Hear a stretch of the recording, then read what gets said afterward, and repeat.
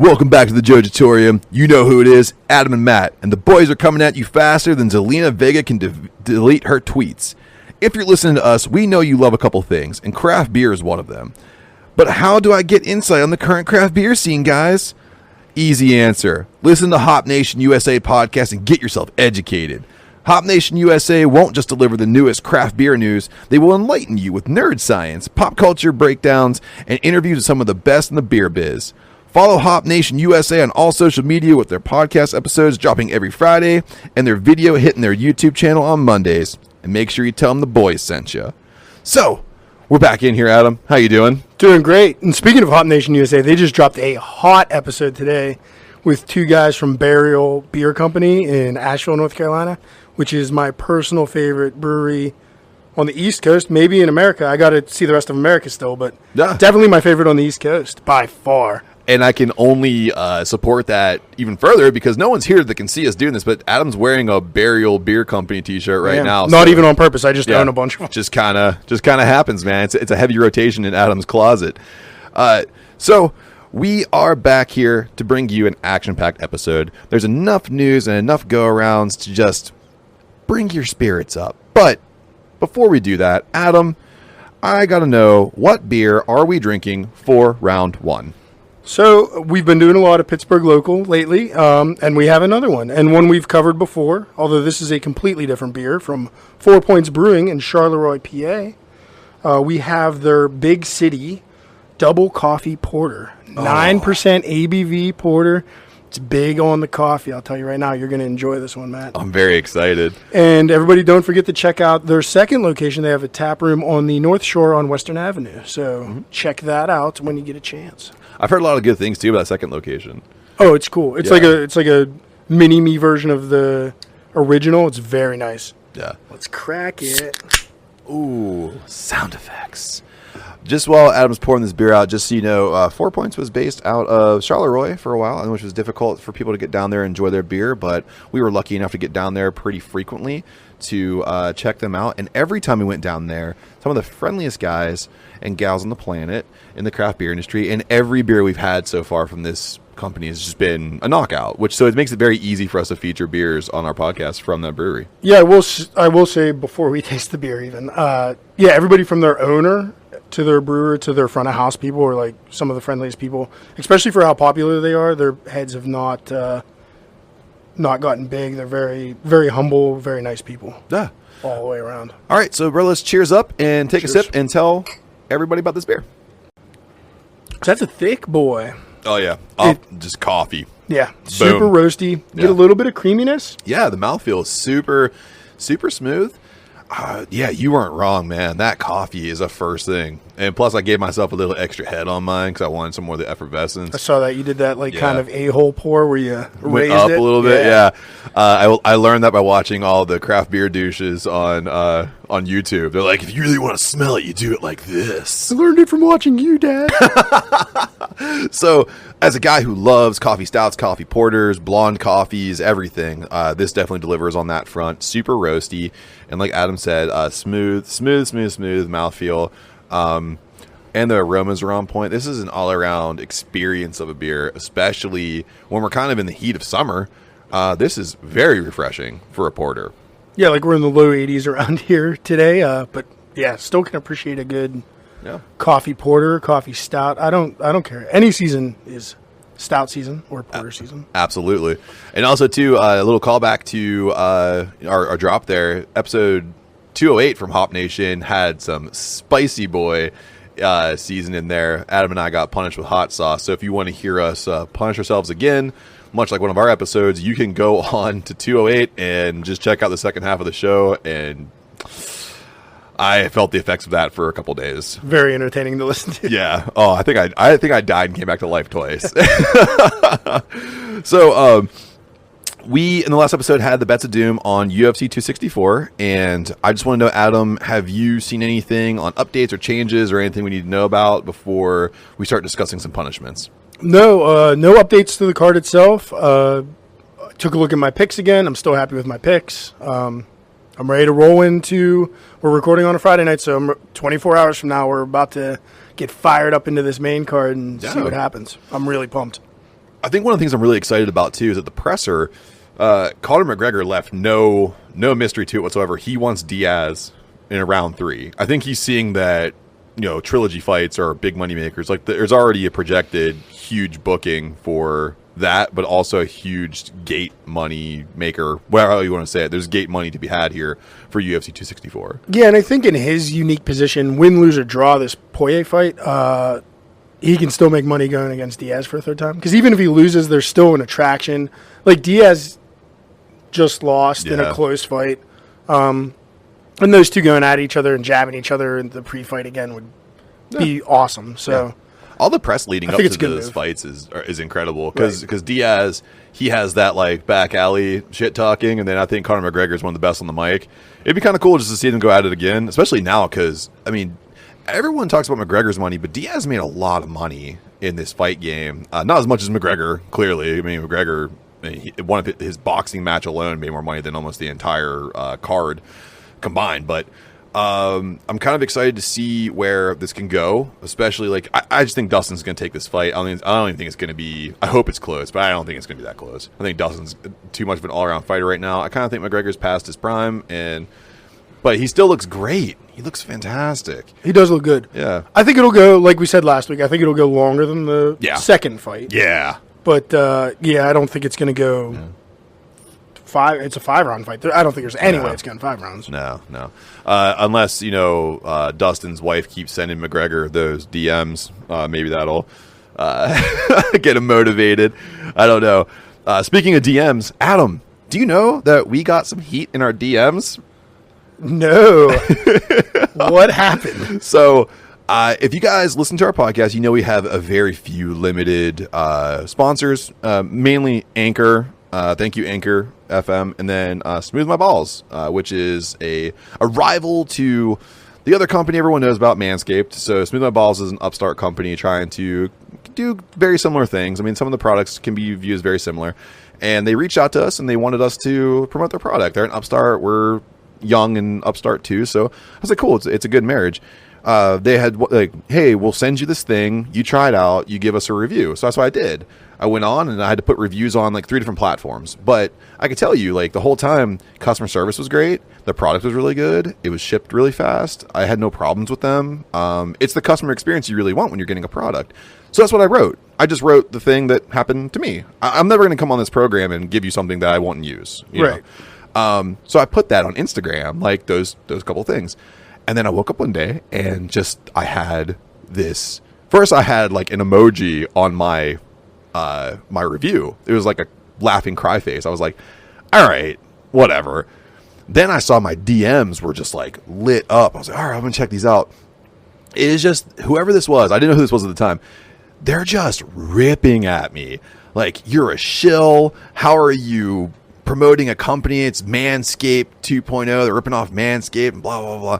So I just like start typing back. I'm like, it's an upstart company. If they believe in us, we believe in them. And I was like, my product review is exactly what happened, so I don't know what you're talking about. So I was like, I want to see who this person is, because they would not leave me alone. So I checked out their Instagram page, and their bio read, left my job, husband bought me an RV, I tour the world and review things and put them on Instagram for you to enjoy. Now, Adam, this is not a new thing. Much like podcasting is a new thing. Pro wrestling podcasts aren't a new thing. But we're not original in any way. No, we're not original. But we're just having fun. Much like, have fun. But you came after us. And let me tell you, when you say you're touring the world, but you live in Montana and all your pictures are from Montana, you're not viewing the world. So if you think checking out Montana is like the best way to bring enlightenment to Instagram, let me promote Smooth My Balls. Right. Yeah. Pot calling the kettle black, you're going around shilling for everybody, and we're shilling the one company that kind of reached out to us, and we reached out to them mutually. Don't shill a shiller. Like, come on. Right. Yeah, exactly. And the thing is, too, like, you weren't around for those contract talks I had with the reps from Smooth My Balls. They were really cool. They let me say whatever I wanted, do whatever I wanted. I cut my own promos with them. Like, it was fine. Even I wasn't around for it, so I can't say shit.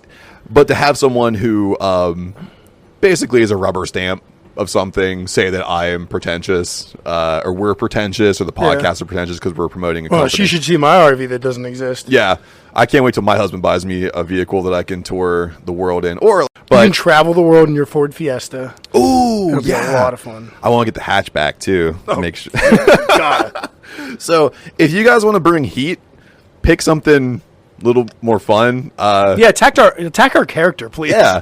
I'm an anxious, somewhat depressed at times, overworked employee of a job that I can't talk about, and Adam is the same. I'm a self-doubting, self-loathing alcoholic, so go for it. Yeah, take shots. We love it, but don't make fun of our sponsors because they like us and we like them. God damn it. So, moving on from heat, from buckle to bell, the boys are bringing you the wrestling news that you need to know. So, as we said in the drop here, Zelina Vega returned to the WWE, which was kind of a shock. That's more of a shock return than some other ones here. But the interesting thing is that she rapidly deleted the tweets about unionization before showing up on TV for WWE. It looks like, too, that whenever she and her real-life husband, Tommy End, now known as Malaki Black, went on her Twitch and basically roasted what they called a dirt sheet guy about releasing a story about her being at the Performance Center, which we now know is true. Like, they said there was no, credit to it whatsoever, but it's true because she showed up and then she's getting an instant push to Money in the Bank. She shows up. They already Sonya Deville's like, you're going to Money in the Bank. Don't worry about it. And then, I need you to lose real quick. If you could just drop a match real quick with it inside 5 minutes, great return. Great return. Here's Mickey James' second trash bag. Can you give it Oh my God. I wanted to see Zelina Vega in the Indies or something so bad because now it's going to be, she's going to go back to whatever her character was, and creative is burying talent that isn't named Charlotte Flair in the women's division. So, all right, prepare yourself to be a mid-carder when you could have been a top at like MPW or Power or whatever, NWA.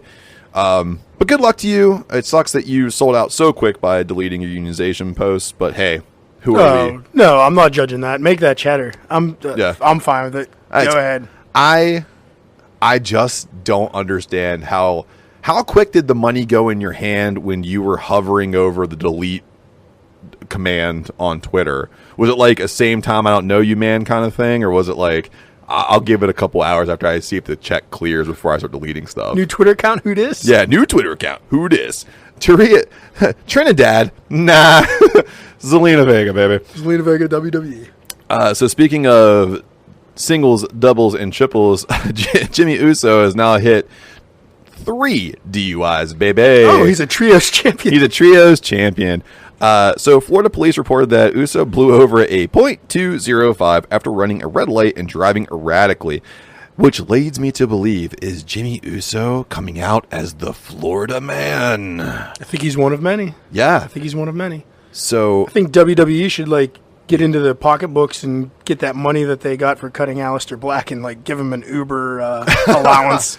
He has a guy who follows him and doesn't do anything but texts for Ubers. Hey, can you not screw up our biggest, most popular storyline? Here's $200 a week to go get drunk. Yeah, it's because that's the thing too. That whole storyline was building to Usos versus Roman, and it was going to be epic. And now, what do? But here's the thing, though. You can't drop it, really. You can't. I mean, you kind of have to fire him, but you also can't drop the storyline. Well, nobody told WWE that because it's a Friday, and I can tell you right now, one of the insiders that helps me out says that Jimmy Uso is backstage right now, and no one's giving him any shit. This is good shit. Oos? Yeah. Oos. So if I have anything I can say to him, Oos, lay off the juice. Yeah, get your life together, bro. And that's my dad joke for the week. Jimmy Uso, I don't know. We've seen other people kind of go through similar substance abuse issues and stay on, but I think at this point, he was gone for so long with an injury. Now there's a new DUI. And his brother looked pretty good as a singles. Yeah. I mean, you don't really need him, and he needs help. He does. He needs help. So, total jokes in there. Dude, what the fuck are you doing? But jokes aside, you need some substance abuse counseling, bro. Right. Yeah. I hope that he gets it. But speaking of help here, the hardcore legend Terry Funk is now reportedly fighting the oncoming signs of dementia. So, like I said, the hardcore legend, he's in the early stages of dementia as per his family. The initial report had him in significantly poor health, but this has since been cleared up by several parties, most notably Tommy Dreamer. He tweeted, and this is a little snippet of it. He said that he had a conversation with Terry Funk, and Funk said, "I'm currently sitting in an assisted living place with my thumb up my ass, whistling Dixie, but I don't remember the words." Which, if that's not Terry Funk incarnate, I don't know what is. Right. Yeah. But also not a great sign, because, like, even if Dreamer's coming to his defense saying, like, hey, it's not that bad, like, he's still admitting he's in assisted living, and then joking about not having a good memory. Like, it's tough, man. It's really sad to see. He's like, what am I? I mean, just always makes me laugh. The man retired more times than Ric Flair's held a championship. Hey, I actually heard that Motley Crue and Terry Funk are going on another farewell tour. The final one. The final one. I heard Kiss is going to headline. Oh, God. Get well, Funkster. Two of those three people I want to go away. Yeah. And then there's Terry Funk. And then there's Terry Funk. And I hope Terry Funk puts Gene Simmons through a table. Funkster, get better, man. Dementia's tough, and we just hope you're all right. Dude, it's just thinking, it's, we're getting to an age right now where we're seeing a lot of our favorites and our legends that we know and love just getting to that point, man. And we're going to start seeing some legends get put down, which is hard. It's going to get real, and it's going to get real fast. Yeah. We're going to have like a self-help podcast pretty soon. Like, so your legend died. What do you do? So speaking of WWE, we're continuing on right here. There is a swirl of people who want Kofi Kingston as the new WWE champion. And inarguably, there's a huge push for him right now. Granted, he's pinned Bobby Lashley in tag team matches, but right now reports are talking about a larger population pushing for Kingston to defeat Bobby Lashley at Money in the Bank to carry the belt for a second time.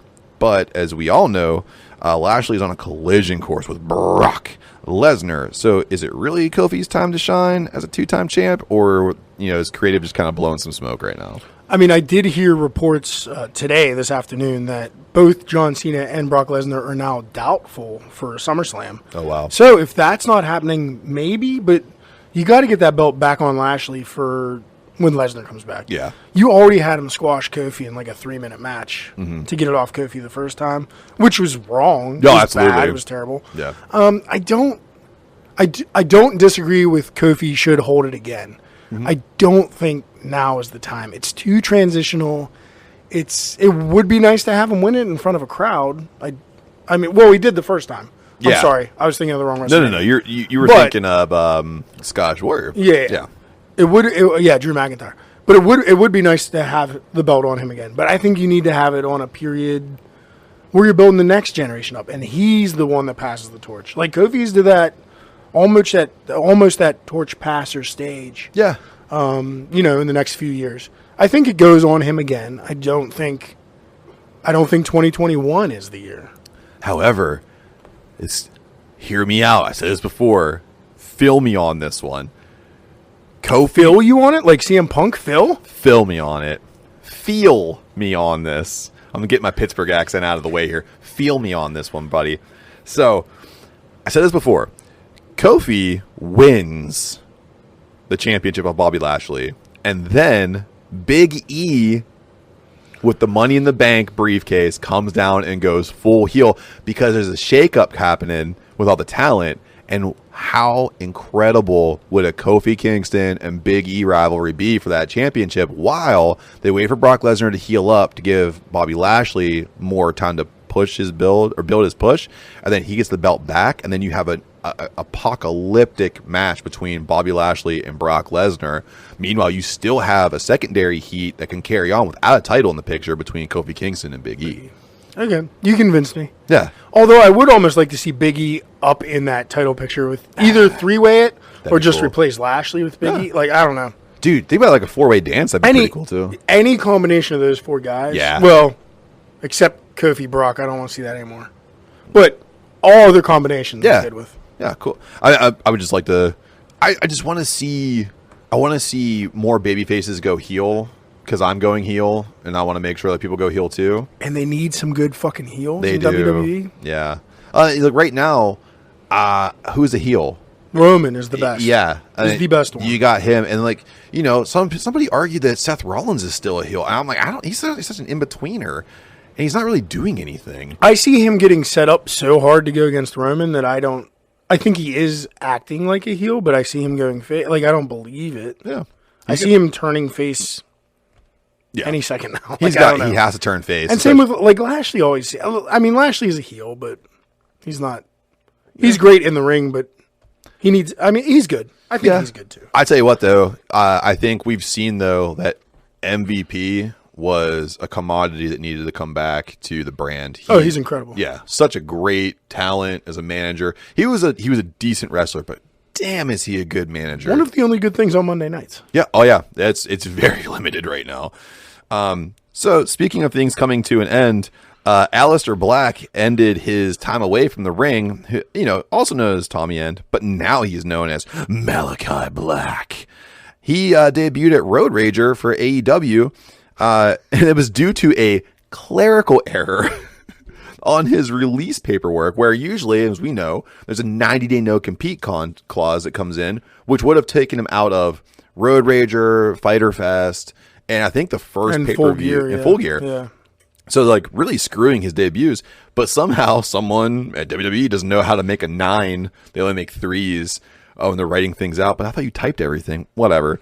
So, Aleister Black got to debut. Good for him. He pulled the community chest card. Yeah. Bank error in your favor, buddy. Boom, baby. Do it. So I will say right off the top, though, not a fan of any of these names that AEW is coming up with. Malaki Black, I wish he was just Tommy End, to be honest. Yeah. I get that he's Tommy End, and this is probably a character thing from the vignettes I've seen him post on his Instagram, which were amazing. Yes. Which I think was called The Devil Made Me Do It. Yes. Phenomenal. Everybody look it up. It's on Tommy End's Dude, you see his merch? Instagram page. The merch is going. The merch looks good too. I'm buying a shirt. But also didn't like AEW's return to live crowds being called Road Rager. Yeah. It just made me think of like driving down the highway and popping a boner. Did not appreciate it. In Florida of all places, which I don't. Jimmy Houston knows all about that.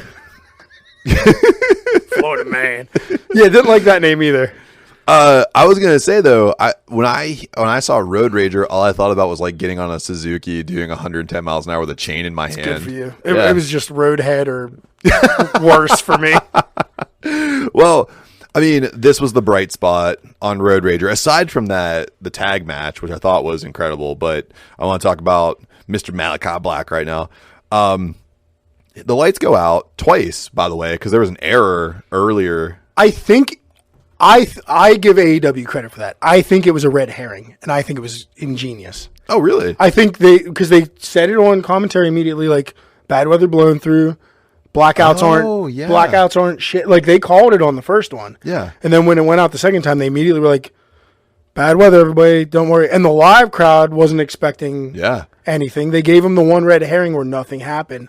Then on the second one, you got that bigger. I think it was either an error that worked in their favor or they did it on purpose. Either way, I think it worked for them. That's cool. Yeah. You know what? They've screwed up enough matches and stuff. I'm going to give them credit for this one. I'm going to go with your idea and say, you know what? Exploding barbed wire death match. I won't mention it again because you did this right. Yeah, you've earned our respect and our reprieve. So we will no longer speak of the Sparkler Show.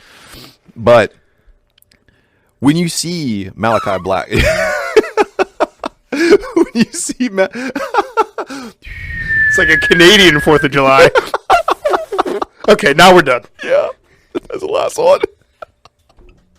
So, when Malaki Black appears, of course, like because every other talent that's ever come in as a free agent has to wrestle Cody Rhodes. All lines to AEW go through Cody Rhodes, which some people are pissed about.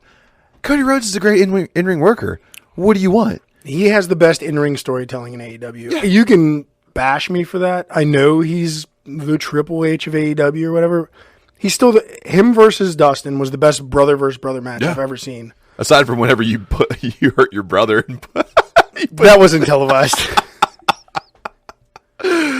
Secret time, Adam split his brother's head open with a radiator. Although I did see the Briscoe versus Briscoe farm park match. The farm match. Yeah, okay. And it was really good too. Yeah. For a theatrical cinematic match, it might be the best one. Yeah. Oh, that Briscoe match was sick. Not to go too far off topic, but everybody, it's on YouTube for free. Yeah. The full match, check it out. That was badass. So now that he's on, and it's clearly there's a collision course for Malaki Black and Cody Rhodes. Adam, can we play Fantasy Booker for a hot second? Sure. What I want to do here is I want to just kind of say, all right, it's a given Cody Rhodes is number one. What do you think the next two fights or two next storylines are going to be for Mr. Malaki Black? Can I throw it back at you first? Because I have quite a few options, and I don't know what lane I want to take it. So I want to see if you take some of my guys, and then I got alternative routes. Okay. So my first one has a little bit of a storyline behind it. I really believe, and I've said this before on the podcast, if anyone can take over for Mr. Brody Lee in the Dark Order, it is Malaki Black. He can turn them heel again. And I think if you see Paige lose to Omega, that this puts it in line a little more, because I think that Malaki Black can put on a great show with Omega, but I think he turns the Dark Order full-blown evil heel, and he goes against Omega for the championship. I just think it would be really cool to see them just annihilate the Elite. You'd almost have to turn Omega face then. Or you turn them like cool heel against corny heel. Well, I would say like Colt heel versus corny heel. Not gonna lie, Omega was one of yours on my short list, but I was gonna turn him face at some point. Well, I will say this too. It's like if you wanted to keep that, I'm saying like keep Omega doing that like over the top corniness, but make the Dark Order into just serious, full blown serious cult heel. I agree. Oh, and why that works so well, and why I was forcing Omega into that match somehow on my list, was because those two guys are some of the best realistic looking strikers. Oh, and yeah. Definitely in AEW and probably all of pro wrestling right now. So Omega was definitely on my list, but I have backups, and that's why. I know dude. You have like plans A through Z. I always feel underprepared. I got a really good one that I don't think you have on. Okay, your list. We'll see if it's your second one. I'm gonna fucking scream because I think it's a really good one. Okay, so what's your first one? Oh, so you want my first? No, go do your two, and then I'll do my two. I would say if that doesn't play out, because there's a strong possibility that after that plays out even. Yeah. But I would say, like, I think the precursor to, I mean, I still like to see Malaki take over the Dark Order. I think it would be a really good idea. Especially when Anna Jay comes back, having those two together at the front, that'd be pretty cool. Especially if they can annihilate Cody Rhodes again with Brandy back, like taking them out, that'd be pretty cool. But I would say if I had to see something else, if that couldn't happen, I'd love to see Malaki Black take on something along the lines of like a big man. I want to see him like show that power, like the dark power that he's clearly shown that he possesses. So not to sacrifice him again, but I think Lance Archer would be a great match. Just seeing serious brute force, and maybe if he's not doing the Dark Order things, he can turn Lance Archer and they can become a team. Like I defeat you, you're fucked. Now you're with me. And then could you imagine Malaki Black, and now Lance we're the tag Archer, team champions forever? And then you have, and then you can turn Jake Snake Roberts fucking heel. Dude, which is his best promo work. Best promo work. So I would like to see that. He goes against Lance Archer, flips Lance Archer, then also flips Jake Snake Roberts, and they all go full heel and dominate tag team wrestling. In AEW, at least. Very nice. I like that. Lance Archer was on my long list, but did not make my short list. I like to because I didn't want to see him beat. Because whoever I was putting Malaki Black. Yes. I hate that it's name. hard to say that name because it sucks. It just makes me think of Children of the Corn, and I don't right? like it. He who walks behind the rose. But yeah, I just didn't want Lance Archer to lose. Lance Archer needs a fucking win. But I am putting Malaki Black over some big names. Do it. So first, you didn't take either of my favorite two. It's the first time ever I've done that too. So he's beating Cody Rhodes. Yeah, absolutely. He might kill Arn Anderson in storyline and shoot. Because that sell by Arn was he clearly didn't clip Arn too hard, but Arn's sell job, I thought he broke his hip. He did a really good job. The microphone was gone. He almost nailed Shivani in the face. It was great. Duck Tony! So, my first matchup after Cody would be and I don't know if he's face right now. You might need to face him a little bit more, but the bastard Pac. Oh my God. I think that would be an awesome match. Yeah. 2 European current legends, active legends right now. I'm sure they fought in the past, being from similar regions and territories, but I would love to see that on a pay-per-view. Have him come over Pac somehow, some way, in a really hard-fought match. Yeah. Then from there, I have a full storyline built up yes. where he takes out Eddie Kingston on the way to a pay-per-view match against Jon Moxley. Oh, wow. Okay. Yeah. Dude. So those are my two. You're really good. So yeah, so the two main storylines are Pac and Moxley. Yes. But to get to Moxley, you go through Kingston, which is also a good striker. Yeah. Shouldn't be as competitive as either the Pac or the Moxley matches, but still just a beastly match. Yeah. Where he just punishes Kingston, makes Moxley rage out or whatever. Yeah. But I want to predict this now. If there's anything AEW is going to do right, this is how they write Cody Rhodes off TV for the birth of his child. Yeah. For sure. Yeah, for you sure. have Malaki Black just mutilate him. Right. Hard fought match. Have Cody Rhodes lose in significant fashion. Write him off. But one thing too, I wanted to say is that you're missing a person in that buildup that would give the Amsterdam Annihilator quite a match, and that is Penta. That would be interesting. You do Penta so badly that you have to have Kingston step in that he hits Kingston. Then there's that Pac match. Oh, well, and there's also the Pac to Penta that connection whole too. Death Triangle. The only reason I left Penta out of it was I wasn't sure how that strike heavy Malaki Black offense goes with Lucha.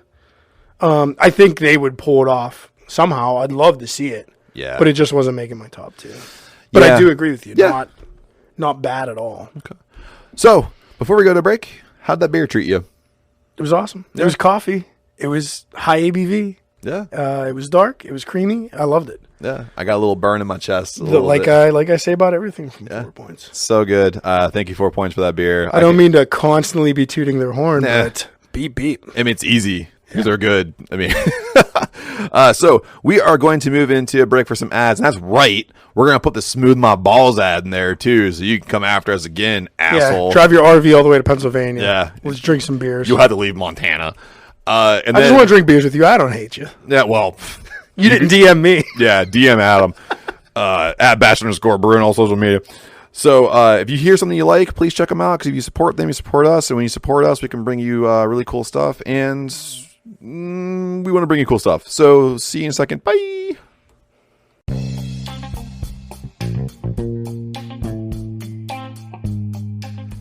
Hey guys, I think we're all sitting here with partners, women in our lives that would kind of appreciate it if we groomed up a little bit. Wouldn't you agree? Absolutely. Yeah, 100%. Yeah, I do too. And I'm lucky enough to have been in touch with a company called Smooth My Balls, and they want to make sure that we bring our listeners what they have to offer. So right now, they offer the Turf Chopper 3.0 with skin-safe technology, so when you are trimming your sack, you don't mess up and bring a messed up chia pet to a magic party, if you know what I'm saying. You got to bring your A game to the battlefield, guys. Always. And the other thing, too, I don't know about you guys, but I often get talked to about having all the hair left in the sink. That's when the Pube Muncher 1.0 comes in. It's a little vacuum, sucks it all up, and grinds up all the hairs, and you can throw away a little easier. That way you can avoid a conversation later, and you can stay groomed. Always important. Always important. And right now, all of our listeners can save 15% on their order. How can they do that? I'm glad you asked, Josh. They can go to smoothmyballs.com/DWTB and save 15% on their entire order right now. That's smoothmyballs.com/DWTB. And don't forget to look at some of the other products they have, like the sack mat, like the sack vacuum, like the ball freshening powder, and everything else. It's all there for you. smoothmyballs.com/DWTB for 15% off your order right now. Please them ladies. The one-stop shop for men's grooming. That's right.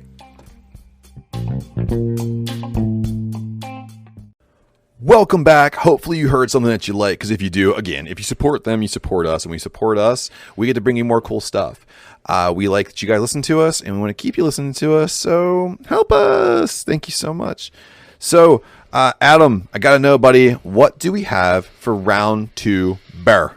So for round 2, we're going outside of the Pittsburgh area. Oh, no! But we're staying in PA. Yay. We are going all the way to a little place called Kane, PA. By God, it's Kane! Thank you for saying it so I didn't have to. Hell in the cell. So out of Kane, PA, it is Log Yard Brewing. Nice. So didn't officially meet these guys, but I was in the crowd as they gave a presentation for the Hops for Hearth event this year, which is a charity event that our friends at First Sip Brewbox throw on together Love you, in Dennis. conjunction with Hops for Hearth every year. It's a little beer fest. This year it was virtual. Log Yard was one of the presenters. They really impressed me. So I saw that they were down at the Carnegie Beer Distributor today doing tastings. So I went down and got some of their Gentleman's Agreement American IPA. It's really cool they were down in Carnegie. So Yeah. they're coming into market. Pittsburgh hard. Ever since that Hops for Hearth event, I've seen them more and more pop Good. up. So they are big in the Pittsburgh scene, even though they're not from Pittsburgh. They're not far. They're a couple hours away. Go check them out if you're ever around Kane. Yeah. By God, it's Kane. By God, I it's gotta Kane. say it every time. So we have the Gentleman's Agreement. It's an American IPA. It's 6.5%. Okay. Not much more to say than that. I'm expecting just traditional IPA goodness. Yeah. Let's crack it. Ooh. You're good at that, by the way. Do you work for a podcast?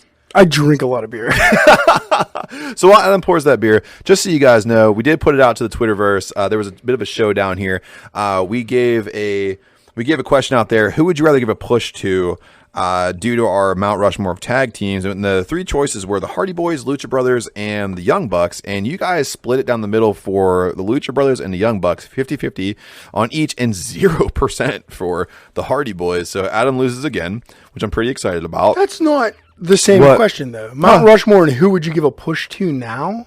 Well, no, I wouldn't push the Hardys no, now. No, not now. I mean, who would you push given the chance? Yeah, I wouldn't push the Hardy Boys, given the In chance. their primes? It doesn't say in the... I'm I don't sorry. know. I got to get on Twitter. And Mate, edit you need to get on Twitter. You don't have a Twitter. No, wait, you do have a Twitter. Adam has a Twitter. I followed some people today. You followed a couple people. He has he followed like 10 people. There was online outrage today about beer, and I had to get on and start following people. Oh my God. It really hit me to the core. So, speaking of more of the Twitterverse showdown and surprising results, we put it out there. Who you taking the main event in UFC 264? And you guys all agree with us. You're taking Dustin at 100%. There's no votes for Connor. None. Wow. On our Twitter. So, guys, again, if you want to chime in and tell us what you think, just follow us on Twitter, on all social media, actually, at DecaneWTB, Facebook, Instagram, and Twitter. And you can always email us, DecaneWTB@gmail.com, and let us know how much we suck. So, I hope the Vegas odds go a similar way, because I'm going to throw a couple bucks on Connor tomorrow. just in Just in case. Just in case. So, we have this wonderful beer here from, by God, it's Kane! The Gentleman's Agreement. And From Log Yard. wow, man. Located in By God, it's Kane. I'm sorry. Log Yard, I'm just so excited to yell, by God, it's Kane, that I can't help myself. But Log Yard, I can tell you right now, the color of this thing is ridiculous. It's spot on, man. So let's chug this thing up a little bit and see how we like it. Yeah, I already took a couple sips, so I'll talk while you taste it. Very good on the color. Everything about this is very even keel. American IPA, I think, is the perfect description for this. It's got a nice crisp maltiness, but a little bit of sweetness. And then the hops are not super bitter, but they're there.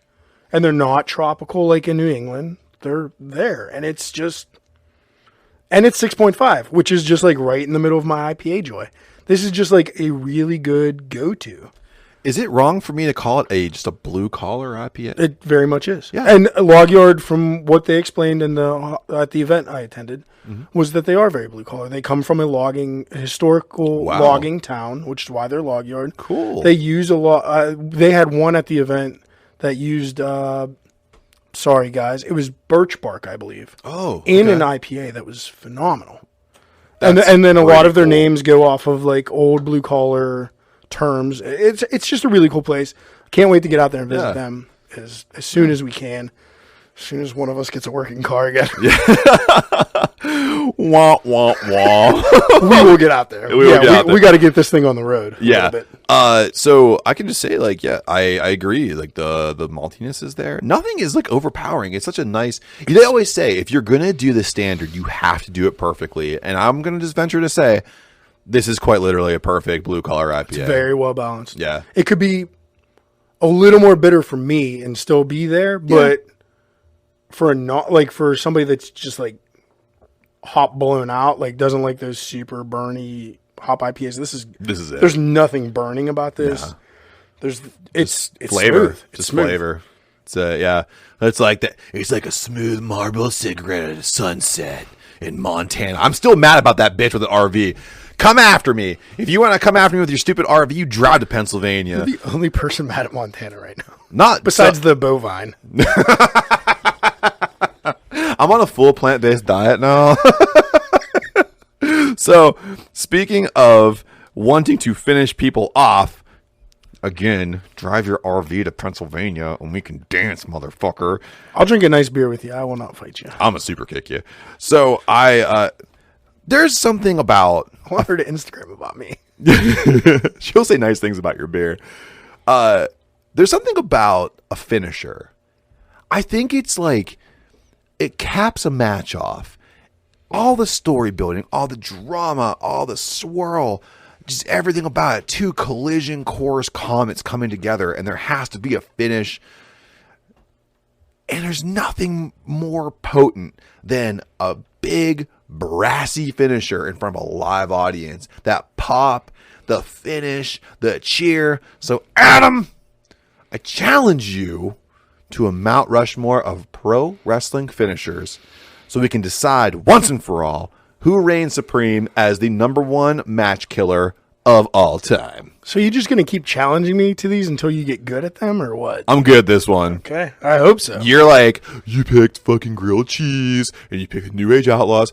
I'm going to tell you right now, I love grilled cheese. I love the New Age Outlaws. But this one, I love this one so much. We're about to dance. If you take my number one, I might clap for you over yelling, because it's a clear number one. Right. And I think you go. Did I go first on? I went first on tag team. Yeah, so I get to go first this time. You go first. Okay. So, and if you take mine, I'm going to hit you with this bar stool, but then I'll clap for you. Okay, that's fine. I'll take both of those things. That means I'm actually like doing something right for once in this stupid thing. I try.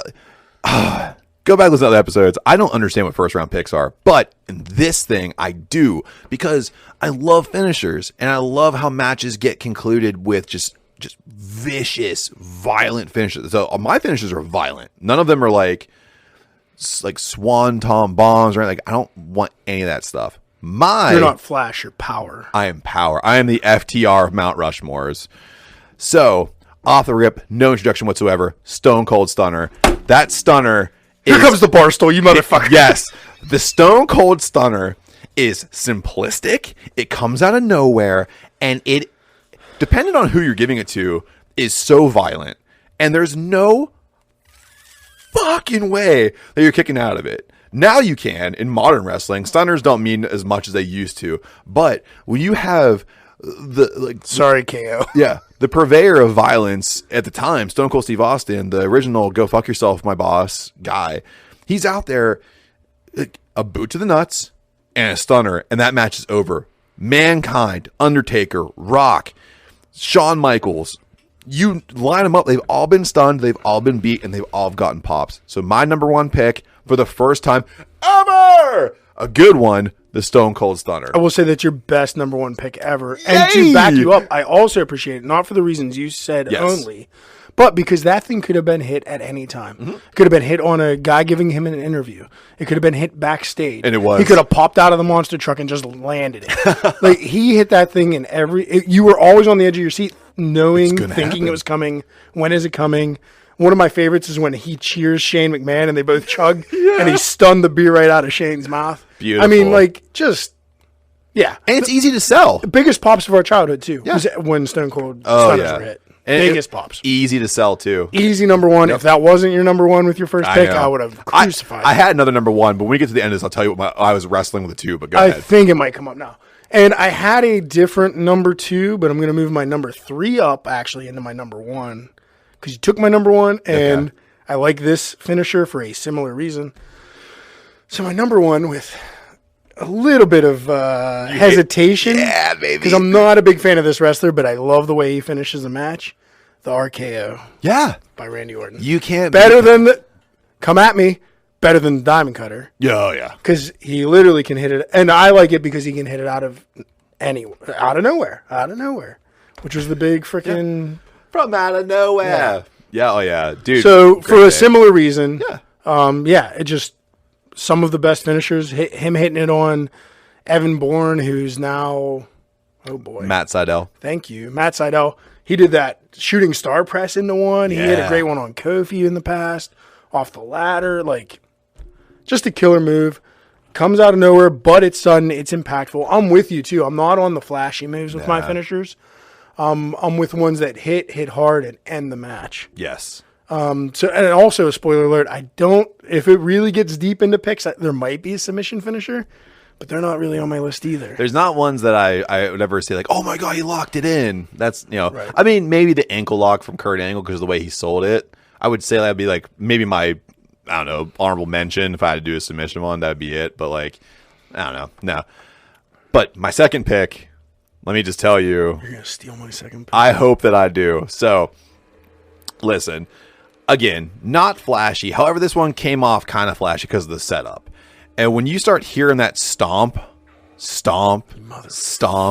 and you hear the band tuning up, and you know that sweet chin music is about to smack someone into oblivion, to ignite the boyhood dream against Bret Hart, to end the career of Ric Flair, to solidify the legacy of D-Generation X, Shawn Michaels delivers the best sweet chin music, and there was not a better one, and to this day, not a better sweet chin music super kick I've ever seen. So, with my second pick, Adam, I am taking sweet chin music.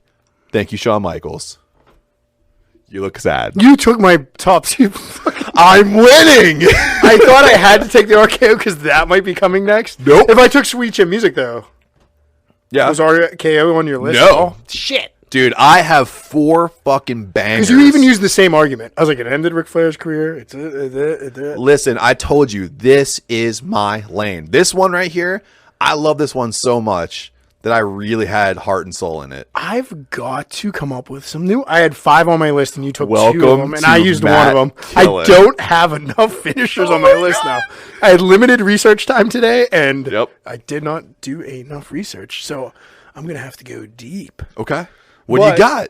Well, for my second one, then, I'm going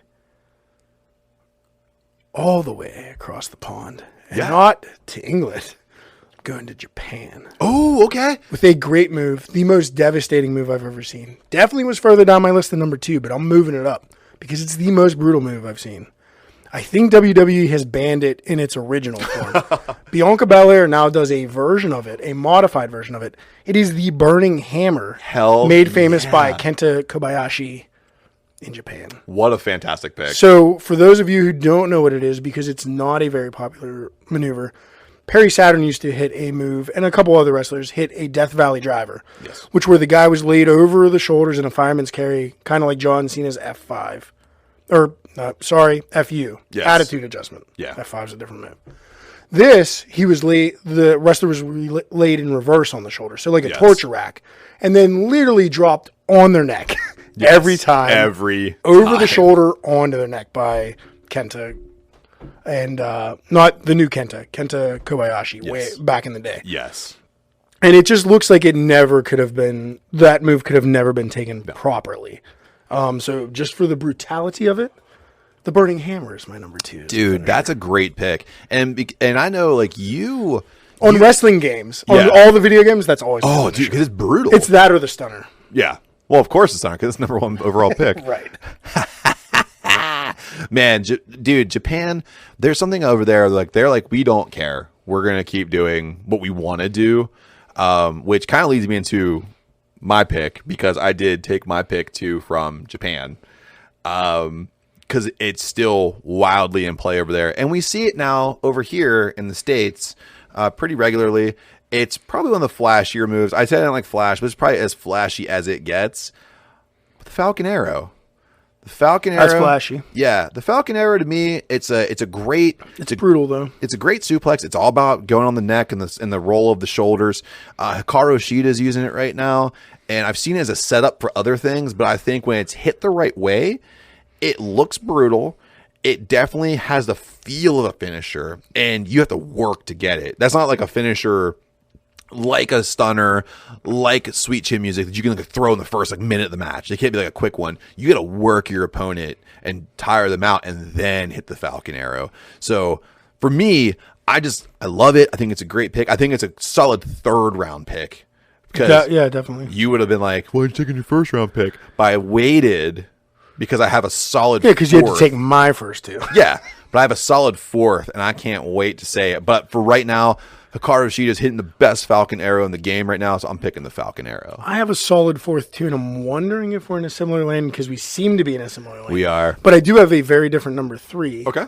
Because when it was hit, it ended matches. It was used by multiple people under different names in different promotions. Santino and Santina? The Viper? Nope. Zoc Viper? Definitely not it. Definitely not it. It was used exclusively and done the best by the Dead Man. Oh! Tombstone Pile. You stole my shit. Also done very wonderfully by Just Incredible in ECW because he would do it off like the 2nd rope. Yes. Which looked brutal. Which MJF did on AEW last week, and it didn't get the win, and it really pissed me off. That's what I'm saying. Like, New Age Wrestling, they're doing like, dude, the Cody Cutter, like, well, should be a devastator. Should be the end of the match. It actually, I stuck up for Cody earlier. I'm gonna unstick up for him now. That should be his finisher, not that stupid crossroads. Yeah, where he just takes basically bumps himself. Yeah, not a fan. Not a fan. I can't believe you stole my 4th round pick. By the way, I was hoping So that was your 4th? That was my 4th round pick. I was. At least I got one of yours. You got one of them. I was hoping. I kind of rolled the dice. I did. I rolled the dice on that one, and I was waiting for it. But yes, you're 100% correct. That Tombstone Pile Driver was incredible. I mean, and you're right, just incredible. When he did it, it looked like he was breaking people's necks. Yeah. He would hit it on Lance Storm, and it looked like Lance was dead. Lance Storm is one of the best in-ring technicians that's ever graced the ropes, and I can't believe that people don't give him enough credit. So that one wasn't on my list. I had to ad-lib the Tombstone in, too. You ad-libbed one and stole mine? You're a dick. Fuck, now I gotta... Okay, so... Because the only one I had left on my list is a better 4th rounder. Okay. So I like to wrap mine up. I was going to wrap up that Tombstone, but you took it from me. I can't believe you, buddy. Yeah, I'm not looking. Don't worry. So, gosh, man. I had a really cool one left over, but it was a tag team move, and we already talked about it, but I'm not going to say that one. A little Legion of Doom. Little Legion of Doom, yeah, the Doomsday Doomsday device, which was really cool. Again, a fault that the guy taking it is not going to take a bump well for that one. So... For me, I gotta say that I lived and died by the Attitude Era. So the Attitude Era was a place that I lived and died for wrestling. I really loved it. I felt that it was a place where you could really see some shit. You know what I mean? And there's one guy, rest in peace to him, by the way. I love him to death, Eddie Guerrero. I lied to you and said that I don't like Flash, but the Eddie Guerrero Frog Splash as a finisher is a solid 4th round pick, and seeing him hit it, it's like, he got the most height. Seeing him get that, him and Rob Van Dam had the most height. I was going to say, there's a real argument for you. Yeah, the general 5-star. But the thing is, like... But just saying the Frog Splash is a finisher, general, I will let you include both men. There is something about watching those men go off the top rope and get as much height as they can, and all the cameras flashing in the background. Iconic moments. Watching Eddie Guerrero come in as one of... What were they called again? Not the Misfits. That was a whole other thing with Luna Vachon. The Radicals. The Radicals. Yeah. Coming in as part of the Radicals, and he was, like, bombing on people with that Frog Splash. I can't not pick that. Also, Perry Saturn's Death Valley Driver was like a close pick for that because he sold that really well. But I already said Burning Hammer, which is the more devastating. I mean, Death Valley Driver I love too. Yeah, I can what agree about that with diving headbutt? Dude, well, that gets you onto a... I don't know who did that. WWE deleted that. Yeah, you're not allowed to know about that. Just go look at Bowflex commercials. So, Yeah, 4th round pick. I'm saying the 5-star Frog Splash. I think both guys call it the 5-star Frog Splash. And No, I think 5-star was specifically Rob Van Dam. But Frog Splash, I'll count for both guys. Cool, That's yeah. fine. I'm saying the Frog Splash. That's a good, one of the best top rope maneuvers. Oh, yeah. That's more impact than flash. Even though it's off the top and it's flashy. Yeah. It's not like it's the, the Red Arrow by, which is Yeah. amazing, Which but is it's cool, more yeah. flash than substance. Well, I'll say, too, the Frog Splash gives both guys an opportunity to sell. Right. Because you sell your own impact, and the person on the floor sells the significant impact. So, like, if you're, like, an Eddie Guerrero, and also I think Rob Van Dam was good at it, too, but when you sell your own impact, you make it feel like you almost put them through the ring, Right. which was cool. Yeah. Absolutely. So with mine, I might be going with the newest.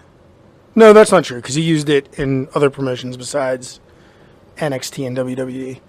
But it's a newer finisher. Santino Murillo. I'm definitely not going to say Santino's. Not the Viper Strike, sorry, buddy. Damn it. Not Mr. Sacco either. Oh, come on, man. Which is just a ripoff. Fucking Viper. Oh, it's a snake. No, that's Mr. Sacco, but you don't have to put your fingers in his mouth. You dipped it in cheap green dick. paint. Anyway, love you, Santino. My pick for my 4th round, maybe the most impactful. It's up there against the Burning Hammer, the Muscle Buster by Samoa Joe. Oh, wow, man. You dug deep, man. Yeah, I really thought about it, and I was Yeah. like, moves I would never want to take. That's one of them. Holy shit. Yeah, dude. So just like really cool. Don't know how. I know it's injured people, and that's a shame.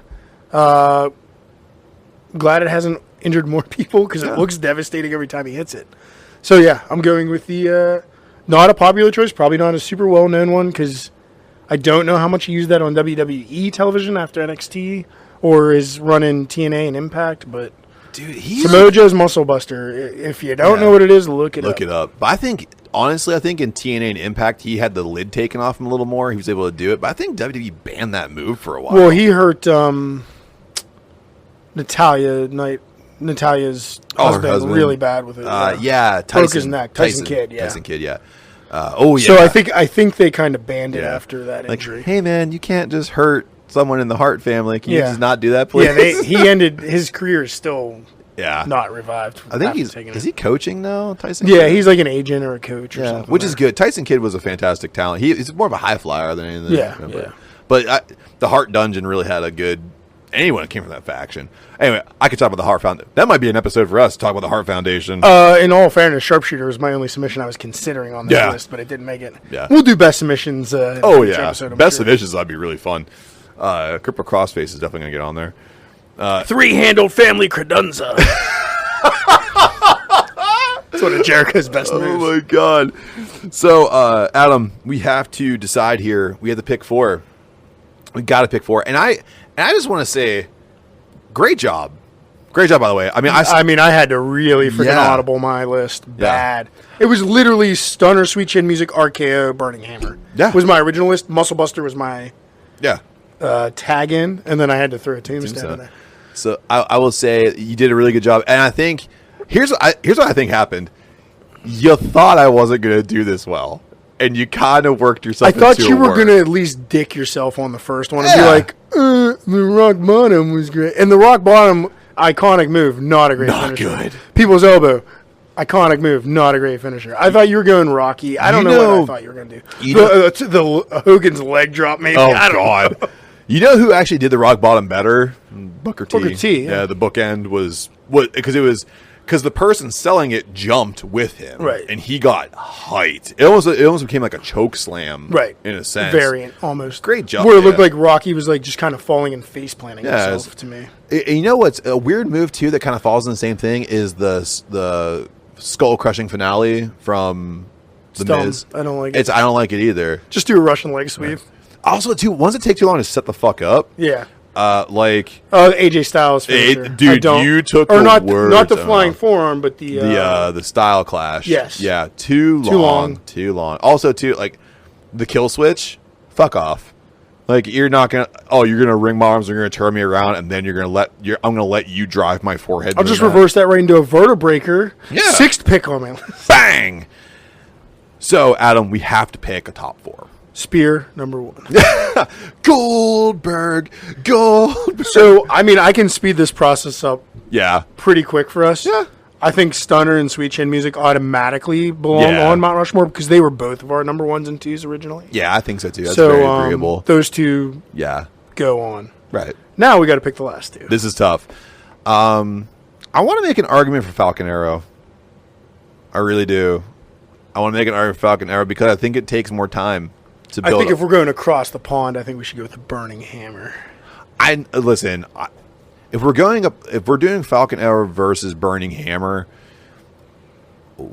the move that I can see happening more often now is Falcon Arrow. Well, yeah, because it's safer, but that's It's not much fun. safer. But that's not fun. No, listen. I understand danger. As our international placement on an American mountain. Sorry, Japan. I would apologize to you in Japanese, but I don't want to fucking disrespect you. Take notes, Johnson. So honestly, Adam, I think I gotta concede to you, man. I think you're right. The Falcon Arrow is safer, but I think the Burning Arrow is Burning Hammer. I'm sorry, Burning Hammer. Burning Hammer Potato. Burning Hammer is so much more violent, and I'd love to see it more if it could be done. I don't want anyone to get hurt, but hell, man. I'm just saying from impact. Even when Bianca Belair does it, and it's more safe, and it's like it's more of like a face buster maneuver now. She still starts from the same position, and it's impressive that she gets anybody that far around, rotated over her head. Like, oh my gosh, her strength pretty is incredible. insane. Yeah, but yeah, that's the closest thing you see to it nowadays. Last time I saw it was probably in like the Cruiserweight Classic. I know like Brian Kendrick pulled it out on 205 on the Golden Lover, Kenny Omega's buddy. Damn, I can't remember his name. I know exactly who you're talking about, and I can't. No, not Kenta. Ibushi. Was it Ibushi? Kenta Ibushi. Was it Ibushi? I don't know. They're the guy that looks like he's in a K-pop band. Well, Ibushi looks like he's in a K-pop band, by the way. yeah, it's Ibushi then. Yeah, it has to be Ibushi. The Golden Lover. Ibushi. Yeah. Okay, we're gonna say it Ibushi, and if we're wrong, tight. just correct us. Okay, so yeah, let's go with the Burning Hammer. So we got to fight for number 4, man, and I think I already know what it's going to be. It's Tombstone Pile Driver. Okay, I agree. I can't. I was going to say it's that or the RKO in my book. Not any of that shit you said. I mean, the Frog Splash is really good. The frog splash. You said shit. I said. I think I had 4 solid picks. This isn't like last time or the time before that. I gave you your good 2 ones. Yeah. Well, you had all 4 of yours were good. But I would say I Can't even argue. You didn't throw a grilled cheese finisher in this episode. Sir. I'll tell you what. If there's a work. grilled cheese finisher, I definitely would pick it. All right, just throwing it out there. I love grilled cheese. Hulk Hogan's leg drop. Yeah, Hulk Hogan's leg drop would be the grilled cheese of finishers if I picked that, but I'm not going to. But all right, so what do we have here? We have the Stunner, we have Sweet Chin Music, we have the Burning Hammer, and we have the Tombstone Pile Driver. I think all of those are solid picks to end matches. We got one really nerdy one in there. I like that. Of course. Well, I like, though, too, that when it came down to that, it was your nerdiness across the pond versus my nerdiness across the pond. Not even across the pond. We went to the Far East. Baby. Yeah. Went to the Far East. And dude, if no one's watching New Japan, across the Pacific, you got to watch New Japan. Those guys just do anything. It's awesome over there. You're seeing Tiger Drivers and Blue Power Bombs, and like it's nuts. They sell everything. Sorry, Randall, the RKO didn't make it. Yeah, well, I mean, there's a thing called the Stunner. Yeah. Beat it. Sorry, buddy. Yeah, it's been done before. Simpsons did it. So, Adam, of course, before we get into this, just in case any of you think that you can name a better top 4 list of finishers, by God, it's Kane. And you can email us at thekanewtb@gmail.com and let us know what yours is or how we're wrong. But we're not. So, you give it a college try, but you're wrong. So, we always put it out there. You guys can send us your questions, emails, comments, and whatevs. And you guys came up with 3 pretty fun questions for us. We're on a, pretty light episode today. It's pretty wrestle heavy, so these ones aren't so wrestly, which people will like. So, first and foremost, the first one's like just a compliment, which I think was really cool. We saw you guys down at the tailgate for the Pirates game, which thank you for everybody who came out to check us out down there. That was really cool of you. I just want to tell you that I tried a lemon shandy from a company that shall not be named. Line Kugel. And yours was Come better. at me. Yeah, try to cancel us. RV lady can attack you. Lion and Kugel come at me. Do you really want to take on all? Well, they're all old now. Yeah. Can you beat up all the Lion and Kugel fans? Yeah, I think they're all lactose intolerant. Like, I'll just throw milk some at 'em. cheese at them. They all look really lactose Here's some intolerant. baby bells, and you just start. This isn't organic. They asked, "Will we see you at another event like this?" Really hard to say at this point. Our summer from here on out is pretty booked up in conventional homebrew slots and brewfest, like conventional brewfest. So not only are we doing homebrew fest, but we will be at some real brewfest, like with some pros next to us. So it's tough to say. If there's ever a downtime, though, I would not doubt us doing something kind of ad-libbed again. Yeah. Somewhere that might invite us out, a bar, another brewery. It is, as far as I know, legal in PA to pour free samples anywhere. Yeah. Within reason, like you're not going to a schoolyard and doing it. Which we should. Catch us. Well, if it's college, yes. We have an event coming on right now. Actually, if you catch us over at the Kiski area elementary school, we're pouring free samples over there doing the soccer games. We're doing saisons for seniors. Yeah, saisons for seniors. Silver sneakers. Saisons for silver sneakers.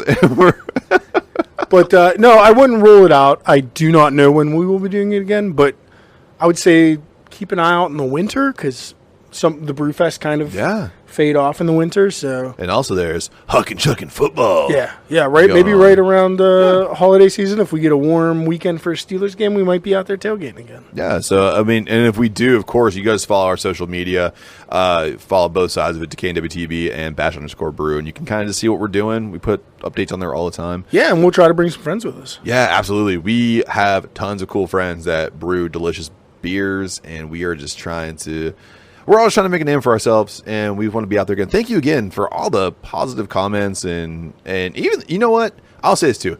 Even the ones that weren't so great. When you came over and you tried our stuff and you gave us tips and what you liked and didn't like about it, we like those too. And it's just a growing process. You let us know what you think, but you can't tell us what you think unless you try it. So when we're out there, just come on out and hang out with us. It's free. We love free feedback. Samples. It's free.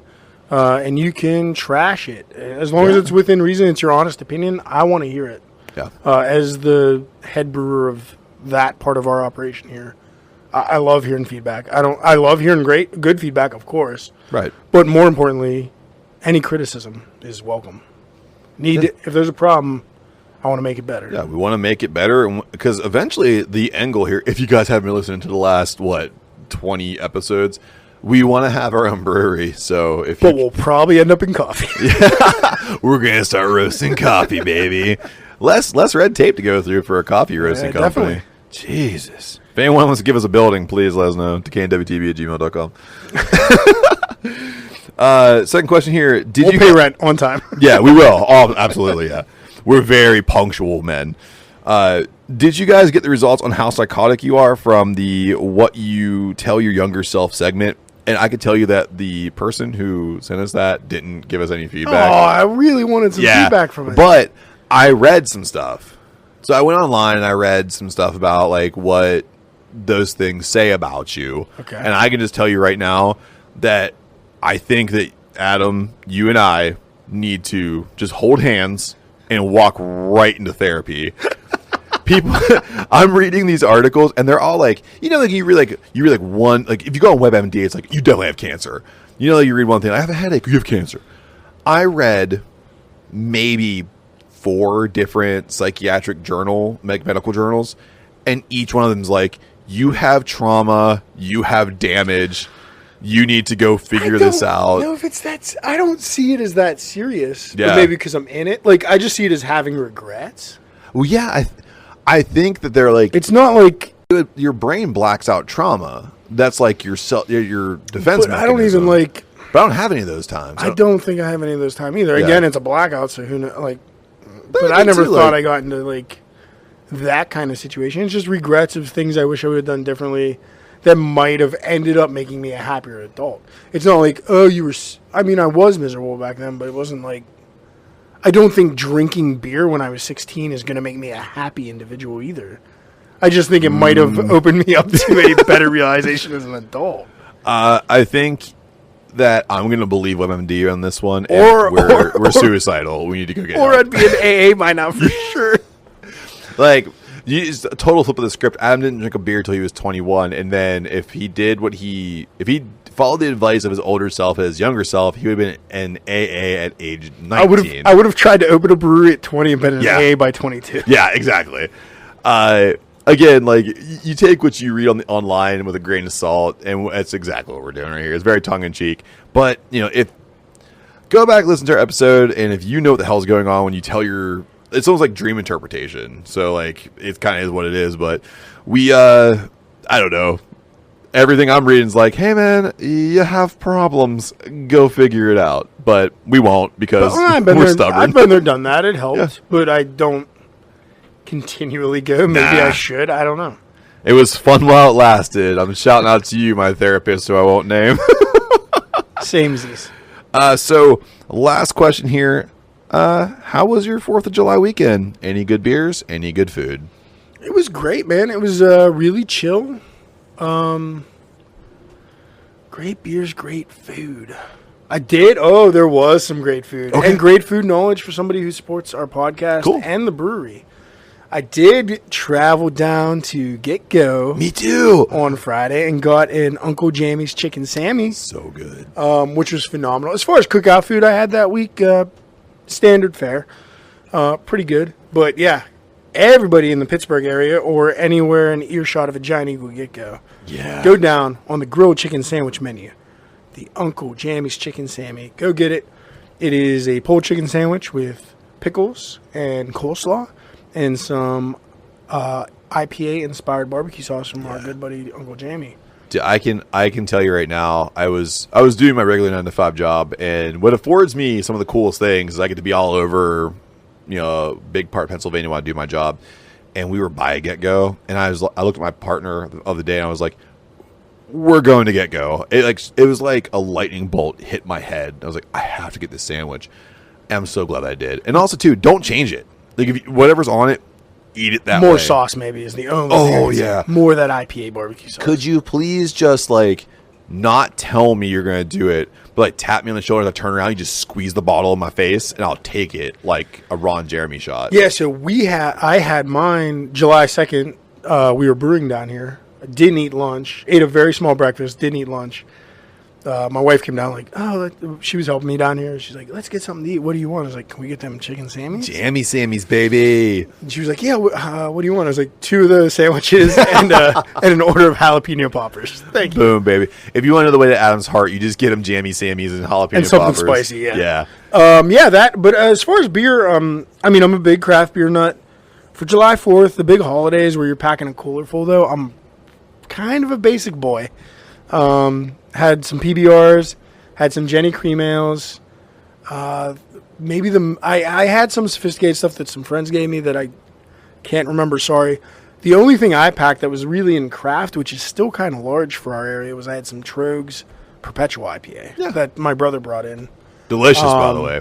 Yeah, so I had Good some beer. of that. But not a ton of craft. I mean, kind of was dishing out my stuff more than packing stuff for myself. Like, I don't like being out in the heat and drinking an It's tough. 8.5% IPA. Like, I'm just too You old. dry out real Yeah, quick. I'm just Yeah. old now. Sad but true. Yeah. But yeah, good PBR. The hams, not the same thing. Definitely not Yeah. the same thing. Jenny Cream Ale. Those are my go-tos and a couple of perpetuals. But I was hitting the cream ales pretty hard, to be Yeah. honest. Dude, Jenny Cream Ale. Jenny Don't Cream's pretty sleep good. on that. That's a good all day. And I like any local breweries that do Yeah. cream ale. Like, I'm all over cream ales. for sure. I was able to. I had 4 ski of Allagash Pilsner. That's a good one. I was inside for the 4th of July. Just how it kind of plays out sometimes. Didn't really go anywhere, but hanging out with the kiddos and watching fireworks. And I had a couple of Allagashes, which was nice. Try to stay up till midnight. Try to stay till midnight. Doesn't really work out ever. Allagash is definitely for me. I mean, my wife partakes a little bit. I think she and I split a Yins Beto.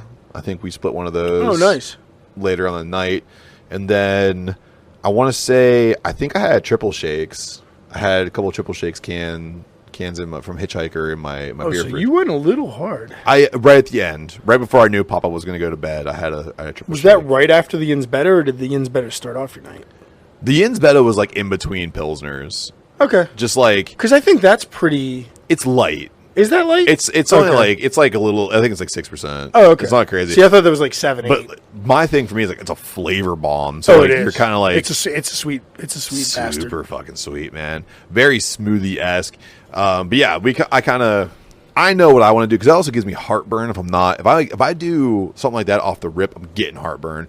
So I try to stay away from that. But yeah, I did some Allagash Pilsners. I did a Yins Beto, and I had Triple Shakes. Which Triple Shakes is everyone, if you don't know by now, is one of my favorite beers. So I had one of those for sure. And then, so speaking of craft beer, Adam, how did this beer treat you from Log Log Yard. I said Not by Long GAWD IT'S Yard. Kane. I almost did it again. Log Yard. I love you so much. Straight out of... By GAWD IT'S Kane, Pennsylvania. There you go. Treated me really well. Go ahead and listen to episode 208 of the Hop Nation USA podcast. This is the IPA I was looking for.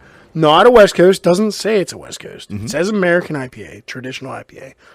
This would have taken the silver medal. I still was going to pick that coffee stout more.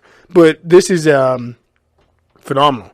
Dude, I actually like this better than the 4 points we had tonight. To be honest. If that was a 4 points IPA, this would be a really close match. Yeah. But I was so in the mood for just a traditional, drier, hoppier IPA that really hit the spot. And I'm glad I have 3 more of them to drink. Yeah.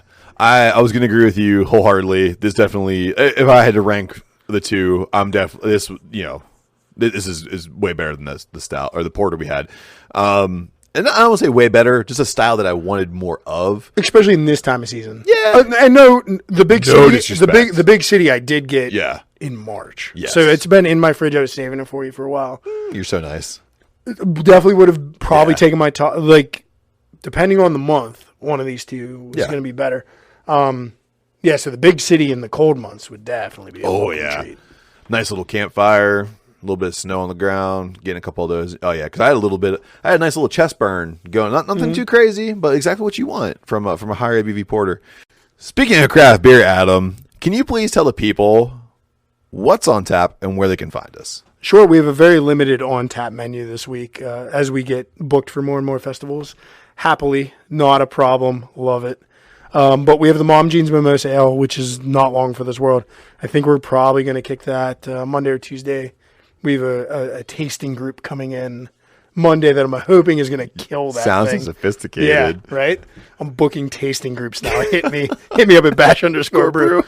We also have the Retired Triple Agent. So if you want to try that, again, bash_brew on Instagram. It's our Pineapple Jalapeno Triple IPA coming in at 10.2%. And then in the tanks, which will be on the taps for a limited time probably, is the Jason Sleeping Bag, which is a smash IPA with toasted marshmallow, Morris Otter malt, and Idaho 7 hops. So that will be on taps here, and it will be on what is our first official brewfest that we'll be serving at, which is the Schuylkill Brewfest out in Lancaster County, PA. Yep. And we'll be serving there with 412 Brewing. Okay. So we will be at their booth wherever they are at. Yeah. Seek out 412. Come find a little bash brew taster. Sure, it's going to be something weird for that. I hope it's something weird for that event. A toasted marshmallow IPA. Yeah. So felt like a good summertime beer. Can't wait to take the trip with the guys from 412. I'm really looking forward to it. So July 31st, come seek us out if you're on the western side of the state. Philly people, come tell me how much you hate me. Yeah. Come on, let's do it. We don't like the Flyers. But try our beer and just Come give me after honest. You can judge me all you want. Judge the beer honestly. Yeah. Hate me, judge the beer honestly. Just know we hate everything about your sports and everything about you. I'm okay. I like the Phillies. I like cheesesteaks. I like the Phillies. Oh, I love cheesesteaks. Yeah. Sorry, I like your hot pepper balls too, whatever those things are. Those are good, Those are too. pretty dope. I like the Phillies, whatever. I mean, we have the Pirates to root for on this side of the state. Good God. Listen, I understand how terrible we are, but I will not concede. I like when they hit innocent people with batteries. What?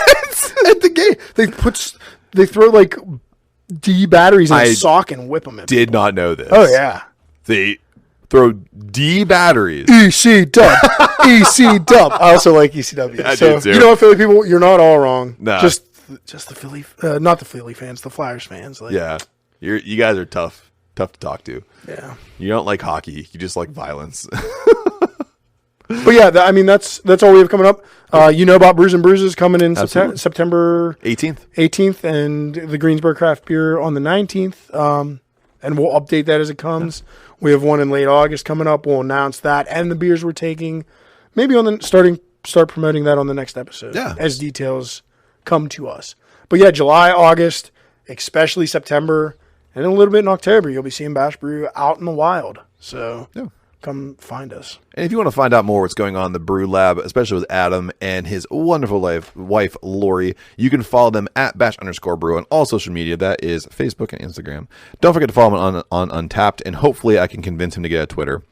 If you want to know what's going on here in the Jojitorium with the boys, you can just follow us at Decay and WTB on all social media. That's Facebook, Instagram, and Twitter. And please do not forget to send us your emails, questions, quips, comms, whatever, to decayingwtb@gmail.com. That is decayingwtb@gmail.com. We look forward to talking to you guys. Thanks again to everyone who came out to the parking lot with us to try the brews with us. We hope to do it again. We hope to see you guys out at competitions. Hit us up. It was huge. It was a Milwaukee Brewers game. We got some people from Milwaukee. Yeah. We got some people from Chicago Incredible. that stopped by and tried our beer. Really, really appreciate it. Got a lot of shares on social media. Again, thank you if you're listening to this. And we got a lot of stickers out there and a lot of promotion. I really enjoyed our time out there. And thank you, Hop Nation USA, for helping us plan that. Absolutely. Thank you guys. Adam and Steve, you're incredible. Thank you again for all your help. So, from the Jojitorium, from Adam and Matt, we are known as the boys, and we are decaying. Until next time, cheers. Cheers.